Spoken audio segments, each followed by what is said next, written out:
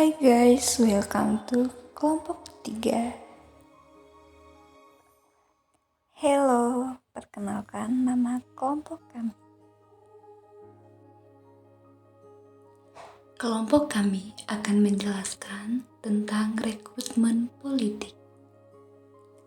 Rekrutmen politik sebagai susunan kekuasaan negara secara konkret berisi lembaga-lembaga politik atau badan-badan politik. Tiap-tiap lembaga atau badan politik menjalankan fungsi-fungsi politik tertentu sesuai tugas yang dimiliki menurut ketentuan peraturan perundang-undangan. Agar lembaga atau badan politik dapat menjalankan fungsinya, maka jabatan-jabatan yang ada dalam lembaga atau badan tersebut harus diisi oleh orang-orang yang memiliki kecakapan yang dipersyaratkan. Definisi rekrutmen politik adalah pengisian jabatan-jabatan pada lembaga politik.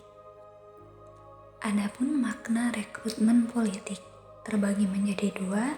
Yang pertama, menyangkut seleksi untuk menduduki posisi-posisi politik yang tersedia, seperti anggota legislatif, kepala negara, dan kepala daerah. Yang kedua, menyangkut transformasi peran-peranan politik warga yang berasal dari aneka subkultur agar menjadi layak untuk memainkan peran-peran politik. 3 pertimbangan dalam proses rekrutmen politik. Yang pertama, rekrutmen politik merupakan indikator yang sensitif dalam melihat nilai-nilai. Yang kedua, pola-pola rekrutmen politik merefleksikan sekaligus mempengaruhi masyarakat.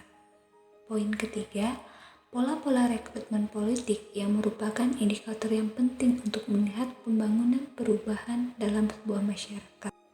Mekanisme rekrutmen politik terbagi menjadi dua, yaitu rekrutmen terbuka. Semua warga negara yang memenuhi syarat tertentu seperti kemampuan, kecakapan, umur, keadaan, fisik, dan sebagainya. Sedangkan tertutup, kesempatan tersebut hanyalah dinikmati oleh sekelompok kecil orang. Adapun jabatan-jabatan politik dan administrasi. Jabatan politis, seperti contoh presiden dan wakil presiden, anggota DPR, para menteri, ketua lembaga tinggi negara. Sedangkan jabatan birokrasi adalah anggota dalam birokrasi nasional atau birokrasi lokal dan pegawai negeri sipil. Bentuk-bentuk rekrutmen politik. Pertama, seleksi pemilihan. Lalu perebutan kekuasaan. Setelah itu, patronage atau bagian dan sistem penyuapan dan korupsi yang rumit. Materi terakhir, rekrutmen politik dalam sistem politik Indonesia.